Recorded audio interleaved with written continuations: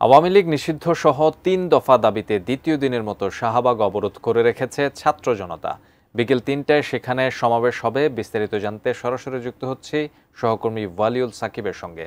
সাকিব, দ্বিতীয় দিনের মতো শাহবাগ ব্লকেট চলছে, ছাত্র জনতার উপস্থিতি আপনি কেমন দেখতে পাচ্ছেন এবং গণজমায়েত ঘিরে কেমন আয়োজন হতে পারে, কি বিস্তারিত জানেন আপনি, আমাদের জানাবেন।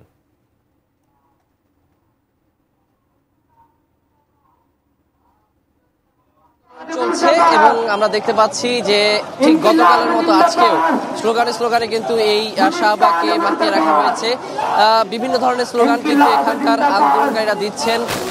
ইনকিলাব জিন্দাবাদ বলা হচ্ছে, গোলামি না আজাদি, এই ধরনের স্লোগান দেওয়া হচ্ছে। তারপরে কিন্তু ব্যান ব্যান আওয়ামী লীগ, এই ধরনের বিভিন্ন স্লোগানে কিন্তু তারা এই জায়গাটিতে আসলে তাদের অবস্থান কর্মসূচি পালন করছেন এবং আন্দোলন চালাচ্ছেন। তো আমরা দেখতে পাচ্ছি যে আসলে জুলাই আগস্টে আমরা যেমন মানুষের মধ্যে যে ক্ষোভ দেখেছি, প্রতিবাদ দেখেছি, রাজপথ যেমন উত্তাল দেখেছি, তেমনই কিন্তু এই মুহূর্তে আসলে এই জায়গায় আন্দোলন চলছে। শুধু রাজনৈতিক দল না, বিভিন্ন সংগঠনের মানুষ এখানে আছেন, বিভিন্ন শ্রেণী পেশার মানুষ আছেন, ছাত্র জনতা এখানে যোগ দিয়েছেন। অ্যান্টিব্যাকটেরিয়াল অ্যাডিটিভ যুক্ত সেরা ওয়াটার ট্যাঙ্ক বিশুদ্ধ পানিতে ব্যাকটেরিয়া জন্মাতে দেয় না। যদিও গতকাল সন্ধ্যা পর্যন্ত, বিকেল থেকে রাত পর্যন্ত যেমন জনসংখ্যা, যেমন গণজমায়েত দেখেছি, যেমন মানুষের উপস্থিতি দেখেছি, এখন কিন্তু অনেকটাই কম রয়েছে মানুষের উপস্থিতি। এবং আমরা সকাল থেকেই দেখছিলাম যে মানুষের উপস্থিতি তুলনামূলক অনেকটাই কম। আমাদেরকে আসলে এখানকার যারা আন্দোলন করছেন তারা বলছিলেন যে আসলে ধীরে ধীরে তাদের এই গণজমায়েত বাড়বে, ধীরে ধীরে মিছিল নিয়ে কিন্তু বিভিন্ন প্রান্ত থেকে মানুষ চলে আসবেন। তবে এখনো পর্যন্ত কিন্তু আমরা সেটা দেখতে পাচ্ছি না।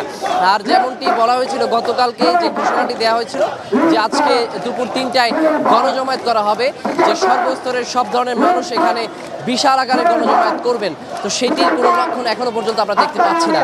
তবে মানুষ আসলে উপস্থিতি কিছুটা কম হলেও তাদের মধ্যে কিন্তু আমরা সেই যে জোরালো আহ্বান, জোরালো দাবি, সেটি কিন্তু আমরা দেখতে পাচ্ছি। সবার কণ্ঠেই কিন্তু এই স্লোগানগুলো, সমস্যারে তারা স্লোগানগুলো দিচ্ছেন এবং তাদের যে দাবি যে আওয়ামী লীগকে নিষিদ্ধ করা এবং হচ্ছে আন্তর্জাতিক ট্রাইব্যুনালে দলগতভাবে আওয়ামী লীগের বিচার করা এবং জুলাই পরিপত্র ঘোষণার দাবি, এই দাবিগুলো নিয়েই কিন্তু আসলে তারা তাদের যে অবস্থান সেটি জানাচ্ছেন। তারা তাদের মধ্যে অবস্থান কর্মসূচি পালন করছেন।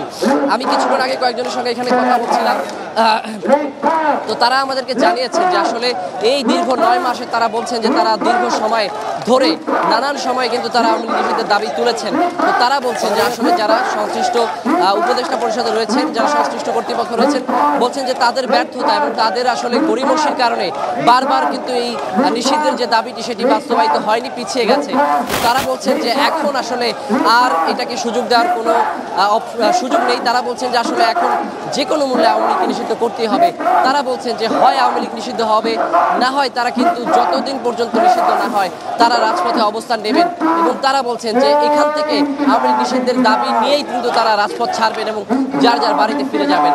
তো মোটামুটি বলা যায় যে এই ছিল আমার কাছে এখন পর্যন্ত এই যে শাহবাগ ব্লকেড এবং আওয়ামী লীগ নিষিদ্ধের দাবিতে যে আন্দোলন হচ্ছে সেটি সবশেষ খবর।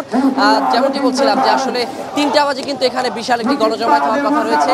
তখন হয়তো যে জাতীয় নাগরিক পার্টি সহ আরও যে বিভিন্ন দলগুলো এখানে আছে, তাদের যে উপরের পর্যায়ের নেতারা রয়েছেন, তারা হয়তো এখানে এসে যোগ দিবেন। তো এই ছিল আমার কাছে এখন পর্যন্ত সর্বশেষ।